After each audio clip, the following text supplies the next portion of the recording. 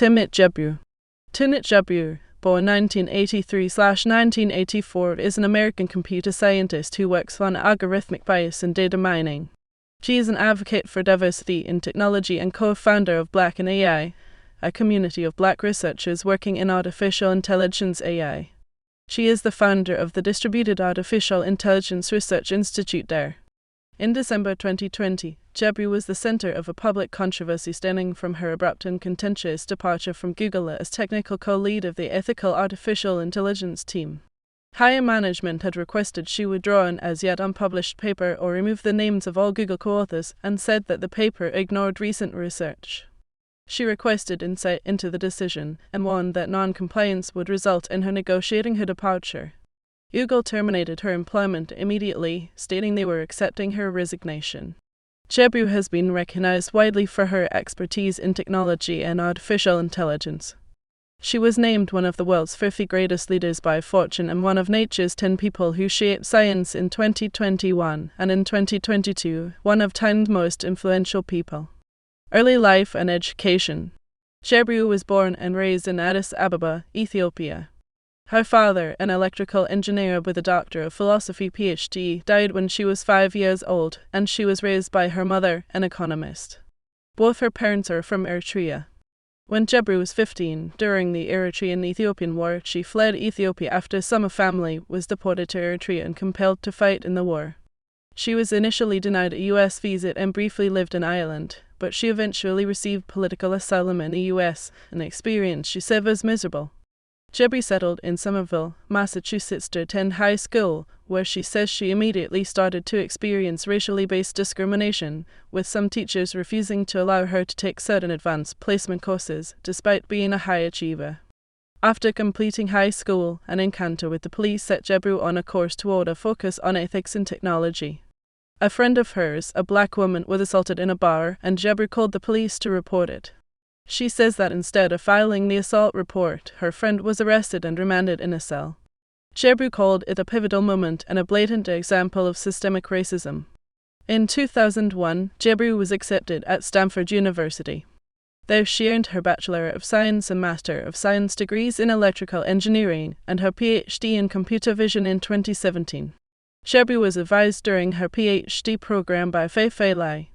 During the 2008 United States presidential election, Gebru canvassed in support of Barack Obama.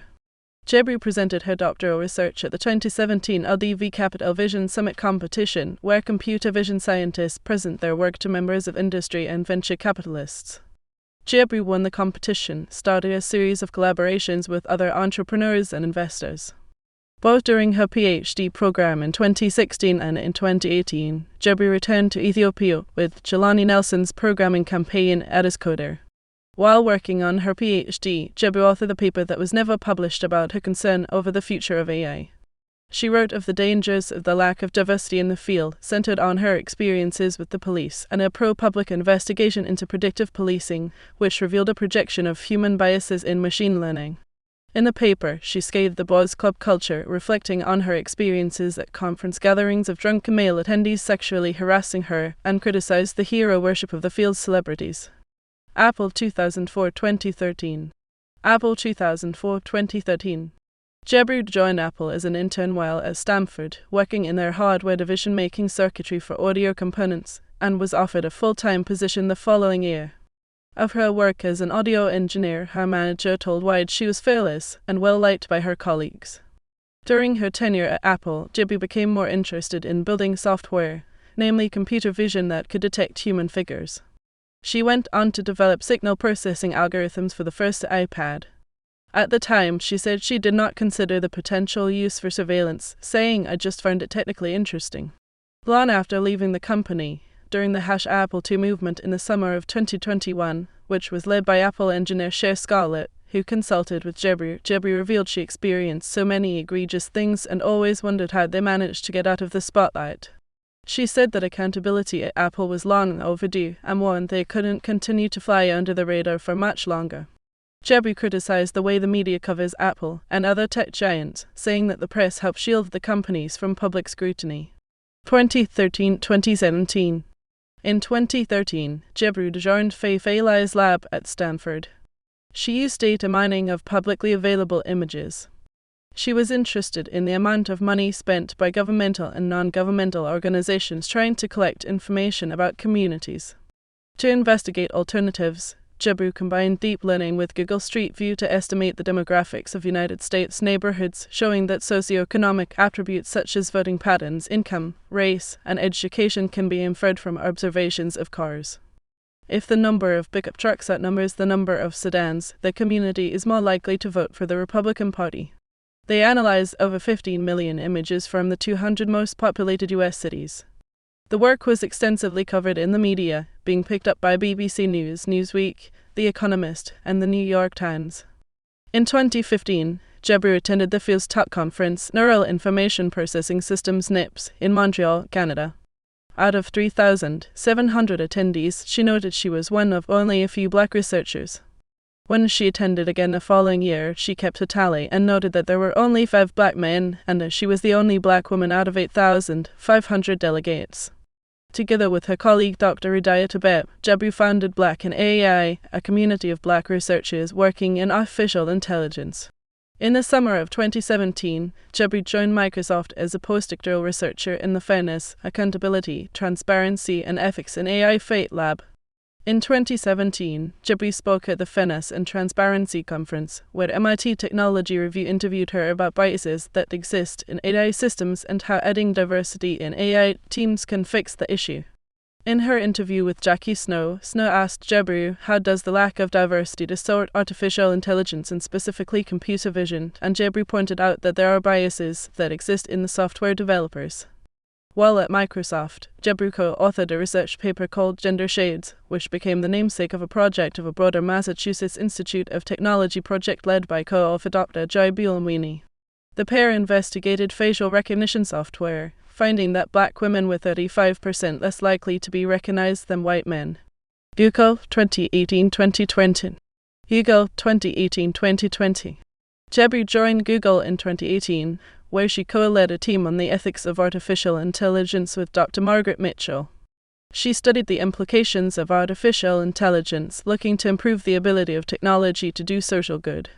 In 2019, Gebru and other artificial intelligence researchers signed a letter calling on Amazon to stop selling its facial recognition technology to law enforcement agencies because it is biased against women and people of color, citing a study that was conducted by MIT researchers showing that Amazon's facial recognition system had more trouble identifying darker-skinned females than any other technology company's facial recognition software.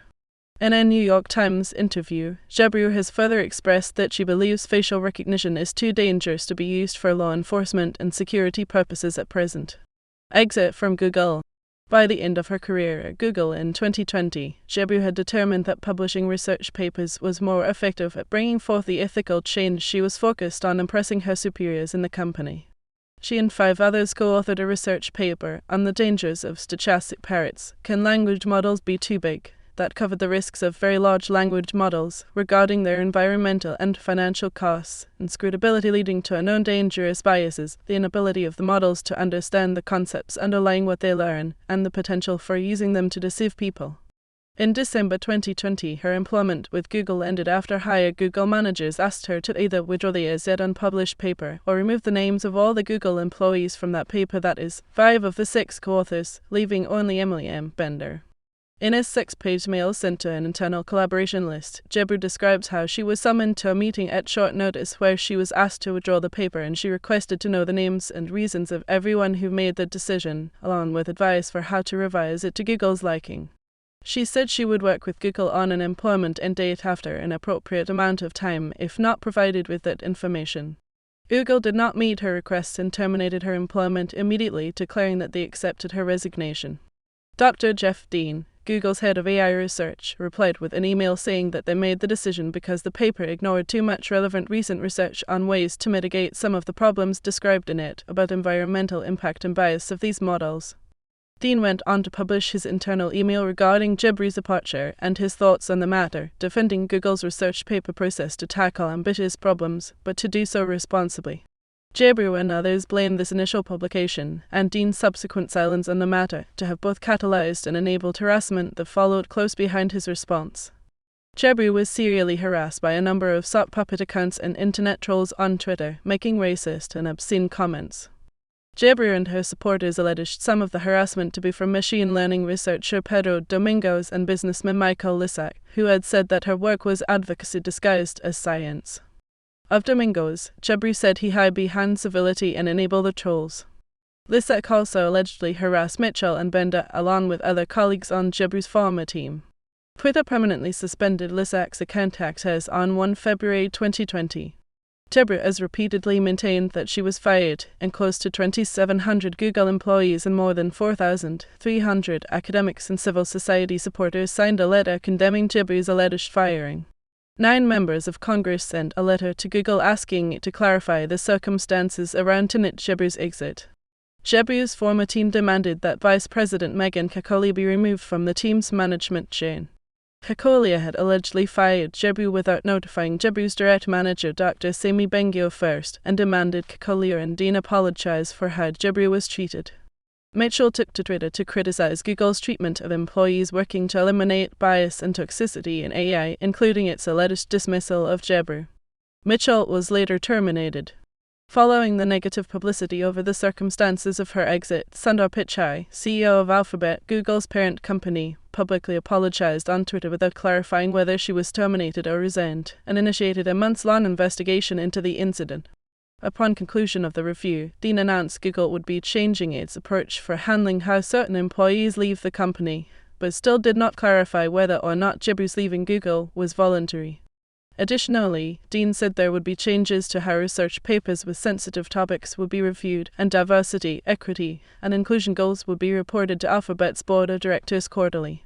Gebru wrote on Twitter that she expected nothing more from Google, and pointed out that the changes were due to the request she was allegedly terminated for, but that no one was held accountable for it. In the aftermath, 2 Google employees resigned from their positions at the company. Following her departure, Google held a forum to discuss experiences with racism at the company, and employees reported to NBC News that half of it was spent discrediting Gebru, which they took as the company making an example of her for speaking out. The town hall was followed up with a group psychotherapy session for Google's black employees with a licensed therapist, which the employees said was dismissive over the harm they felt Gebru's alleged termination had caused. Post Google. In November 2021, the Nathan Cummings Foundation, partnered with OpenMic and endorsed by Color of Change, filed a shareholder proposal calling for a racial equity audit to analyze its adverse impact on Black, Indigenous, and people of color BIPOC communities. The proposal also requests investigation into whether or not Google retaliated against minority employees who raised concerns of discrimination, citing Gebru's firing, her previous urge for Google to hire more BIPOC, and her research into racially based biases in Google's technology. The proposal followed a less formal request from a group of Senate Democratic Caucus members led by Cory Booker from earlier that year, also citing Gebru's separation from the company and her work. In December 2021, Reuters reported that Google was under investigation by California Department of Fair Employment and Housing DFA for its treatment of black women after numerous formal complaints of discrimination and harassment by current and former workers. The probe comes after Gebru and other BIPOC employees reported that when they brought up their experiences with racism and sexism to human resources, they were advised to take medical leave and therapy through the company's Employee Assistance Program (EAP). Gebru and others believe that her alleged dismissal was retaliatory and evidence that Google is institutionally racist. Google said that it continued to focus on this important work and thoroughly investigate any concerns to make sure it is representative and equitable. 2021 Prison. In June 2021, Gebru announced that she was raising money to launch an independent research institute modeled on her work on Google's ethical AI team and her experience in Black in AI.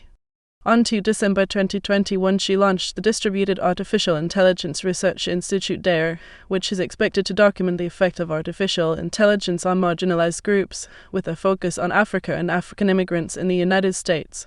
One of the organization's initial projects plans to analyze satellite imagery of townships in South Africa with AI to better understand legacies of apartheid. Awards and recognition. Gebru, Bulamwini, and Nailu Deborah Raju won Venturebeat's 2019 AI Innovations Award in the category AI for Good for their research highlighting the significant problem of algorithmic bias in facial recognition. Gebru was named one of the world's 50 greatest leaders by Fortune in 2021. Gebru was included in a list of 10 scientists who had had important roles in scientific developments in 2021 compiled by the scientific journal Nature. Gebru was named one of Time's most influential people of 2022.